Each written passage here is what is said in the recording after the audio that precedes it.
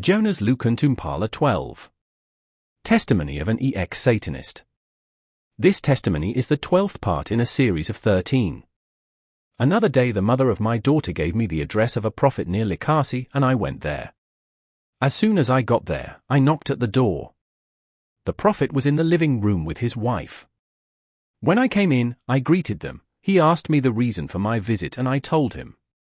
I explained to him that I was a Satanist and that I was looking for deliverance. While I wanted to continue, he said to me, "Shut up, shut up. Kneel down. While you were on the way, God told me that there is a man, a Satanist who is coming to me and that I should pray for his deliverance. Beloved, why lying in the name of Jesus? If God has not given you any message, keep quiet. Woe to the man who wags his own tongues and yet declares, 'The Lord declares.'" Then he told me, "Get down on your knees." And since I was the one in need, I was obliged to obey. I knelt down, he laid his hands on my head and began to pray. As soon as he laid his hands on my head, he was hurled and went to bang into the wall. As soon as he got up, he took his wife by the hand, and both of them ran away and left me alone in the house. When I opened the door, they were already in the garden. As soon as they saw me, they left the garden and went on the road. The neighbors also came, there were many people.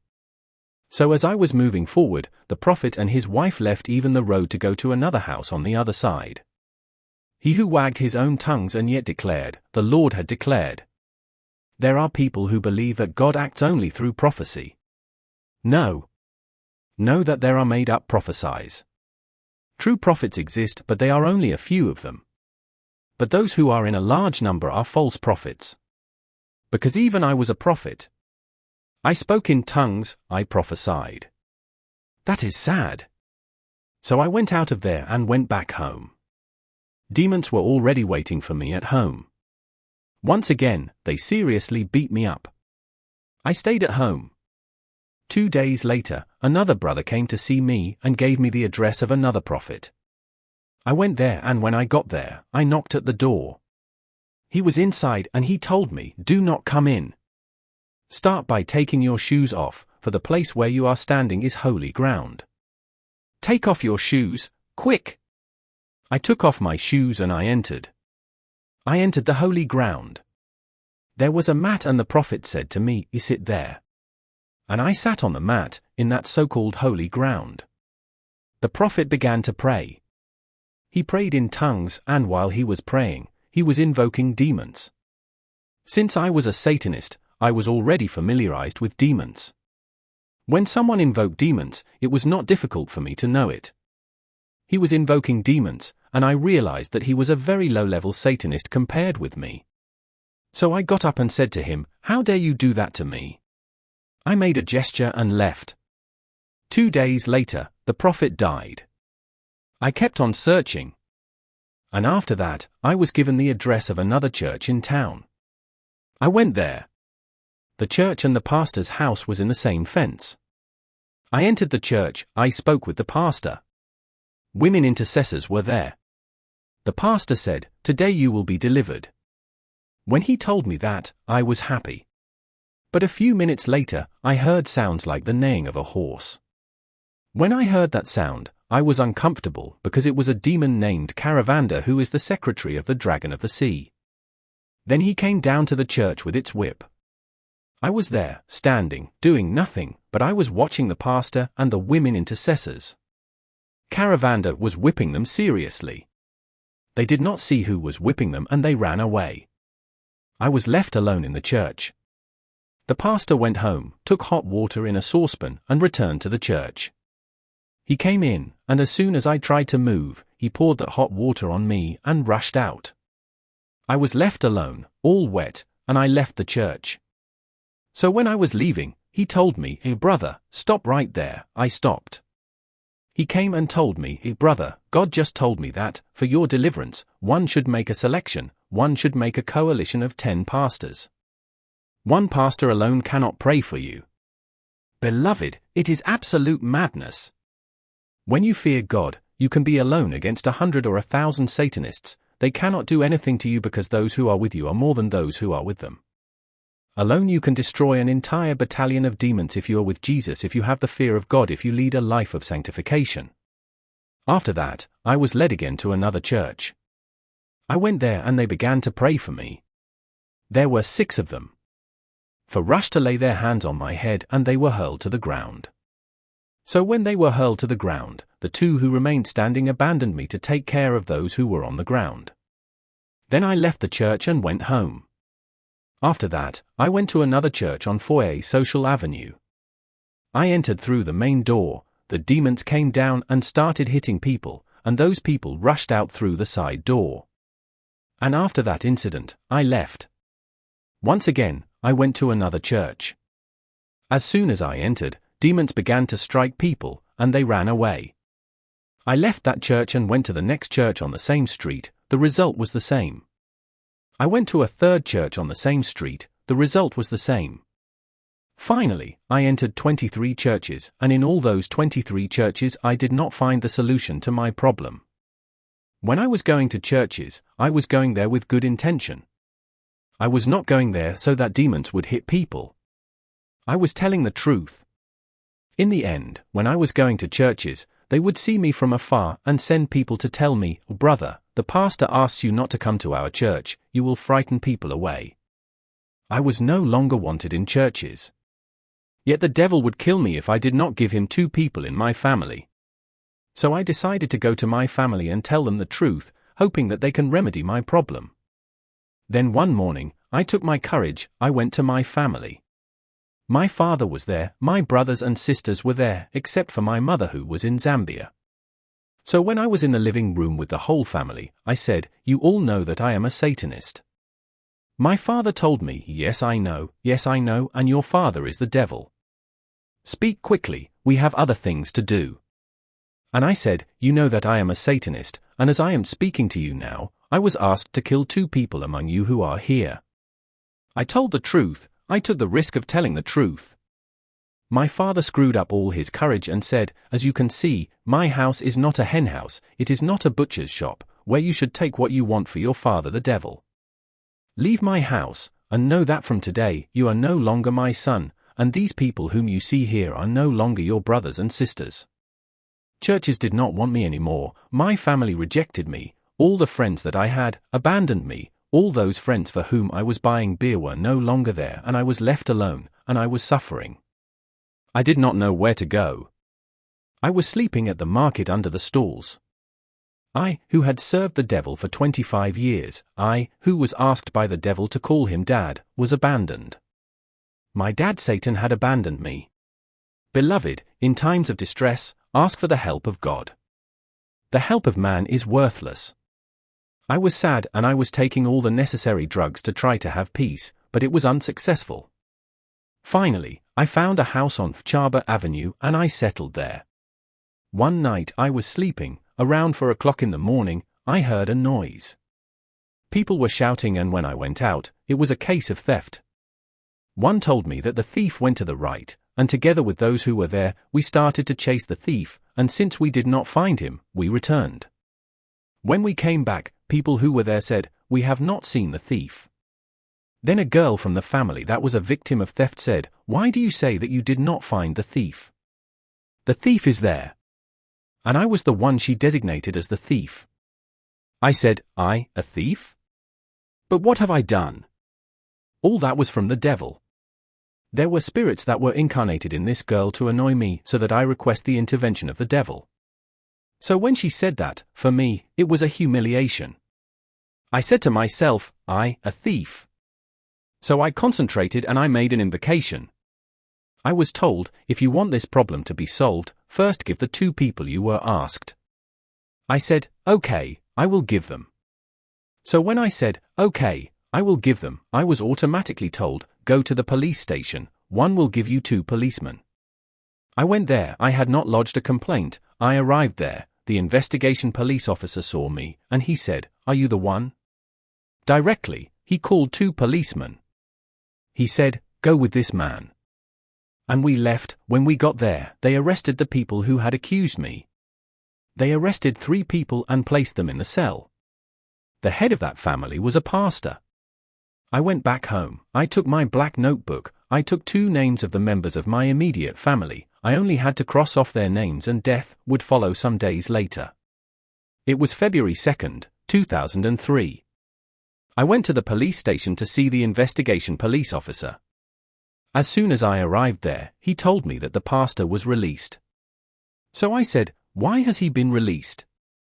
He told me that there are pastors who came to plead for him, so I told him, "Do you accept that?" Then I concentrated, I started to manipulate him and to communicate with him via telepathy. I started to transmit my thoughts in his mind through the spirits. He immediately began to write something on a paper and took the files and transferred them to the public prosecutor's department.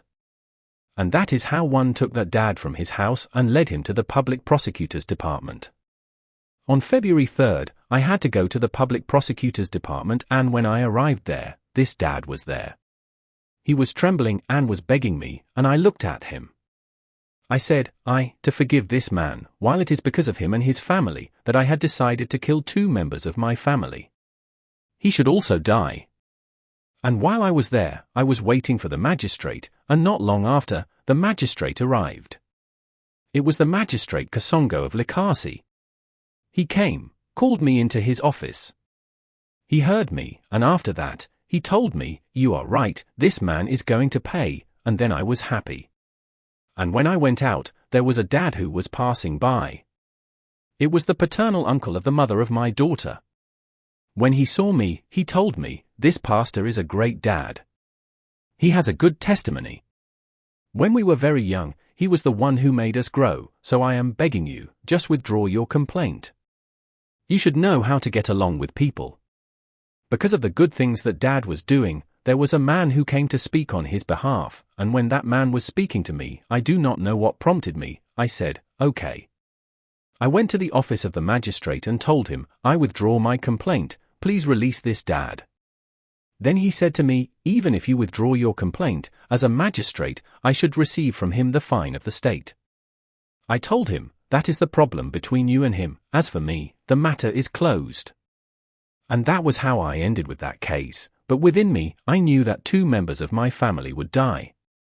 It was February 3rd. I left the public prosecutor's department, I went to the city center. And while I was moving forward, I had a package that contained a small bottle. In that small bottle, there was a mixture of human blood and the perfume Flace Arabia, a book on which was written the words, "The Greatest Secrets of Lucifer," a crucifix and a handkerchief that I received when I joined the sect Prima Curia within the Indian magic. It was in that sect that President Mobutu and I met. Our country Congo, when it was still Zaire, was sold by Mobutu to the devil. Know that our country can get out of suffering only by prayer and prayer alone. People thought that with the elections, there would be institutions that will be established and that peace would come back in the country. We see what is happening, it is even worse. Our country can get out of this chaos only by prayer. Thus, the church has the mission to pray for the country. There are many things that I know concerning the sale of our country, in 2 places, the source of the Congo River and at the mouth of the river, from a mystic lodge, which has 8 dragons, which is located at Badalite, the temple of Kawil. All those people of Mobutu who worked in the transitional government, it was just a distraction. Those people were friends, all of them were agents of Satan, who work for the same master, with the same objective, to plunge people into suffering. While I was passing by, I saw a church where one was talking about witchcraft. So when I heard that, I said to myself, but these people with their churches, they always talk about witchcraft, Satanism, but if a Satanist or a sorcerer comes to them for deliverance, they will do nothing. So I will go in there, I will call demons, they will strike these people so that they no longer talk about witchcraft. I entered, I was sitting somewhere and the Christians were praying, it was the morning intercession. The one who was leading the prayer said, "All of you who are seated, leave your seats and come forward." There was an empty space. I also left my package and went forward with true Christians. Once there, I knelt down like any other person. One gave a prayer topic and people were praying with their eyes closed. I was also there with my eyes closed. While others were praying, I was invoking demons. Usually, every time when I was invoking demons, when the demons were on the way, I could look at my hand and see a shadow appearing. So that day, I was on my knees and I started to invoke demons. I invoked them, but to no avail, because when I was looking at my hand, nothing appeared. And while I was still on my knees, I felt a little heat at the roof, and this little heat was coming down gradually, and when it was coming down, it was increasing in intensity, and as its intensity was increasing, the heat was becoming fire. And when the fire touched my head, it was terrible, my beloved. As Satanists, I could get before a brazier full of embers, put my hand in, take some embers and close my hand again, and when I opened my hand again, the embers were put out and there was only coal which remained. But that day, the fire that came upon me was not the brazier fire, it was a fire that I had never felt before, and when it came upon me, it was not only confined to my head, it spread all over my body, even my feet were affected. And then my body started to burn inside me, it was terrible. I infiltrated the Church of Jesus with a bad intention. You sorcerer, know that God sees you every time you come to the church to make your incantations. He is not afraid of you.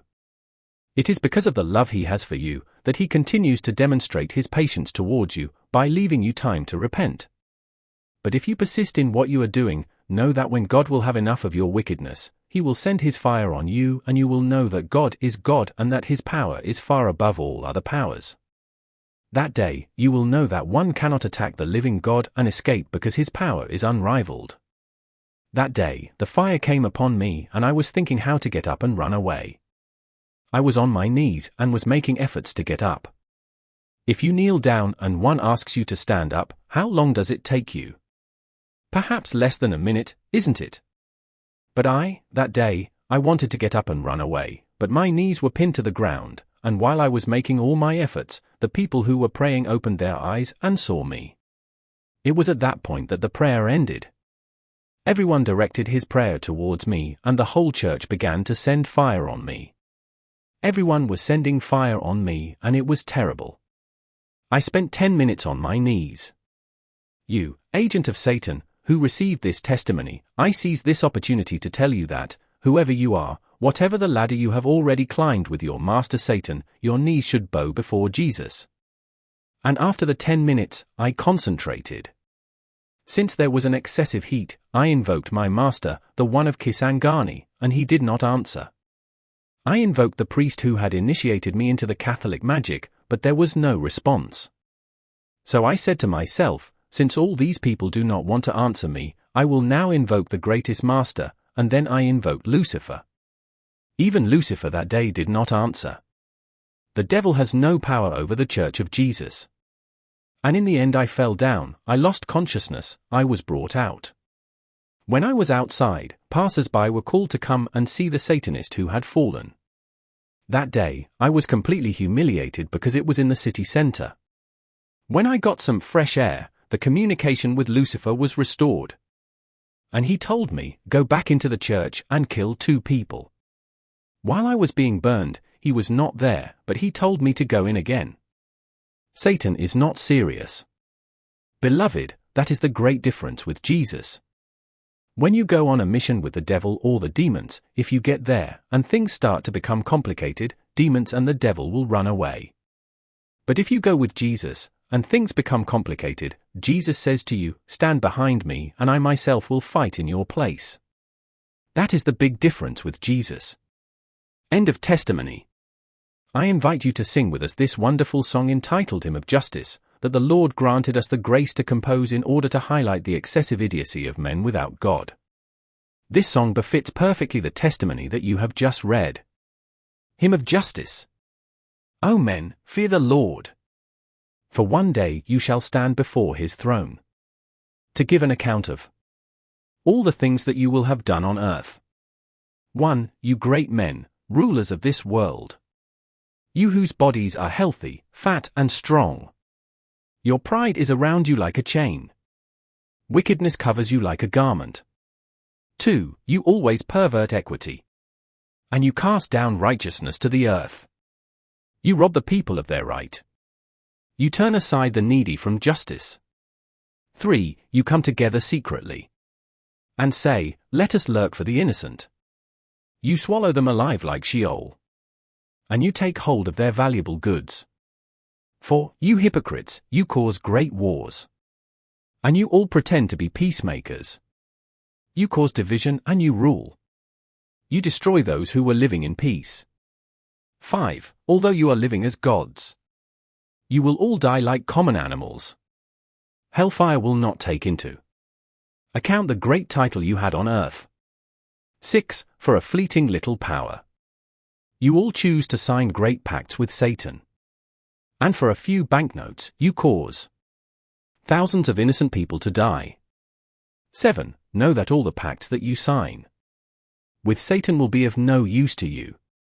All the human sacrifices that you make will surely lead you to hell. 8. In broad daylight, you are well dressed up, in suits, jackets, and ties, but at night time, on the request of sorcerers, you all stroll naked on the street's corners. 9. Oh, you brutish! Are you not veiled? All around you, people die every day. None of them has ever taken a thing. They all return just as they came. 10. Know that the gods that have not made the heavens and the earth shall all perish. Let me remind you that, even if you cling to power, your end will come. 11. For a useless post of honor, homosexuality, satanic sects become your daily practices. You choose hell instead of the living God. 12. You foolish, know that hell is real, and it will last for all eternity. Therefore, if you do not repent, you will certainly not escape from it. Grace be with you all who have Jesus Christ as Master.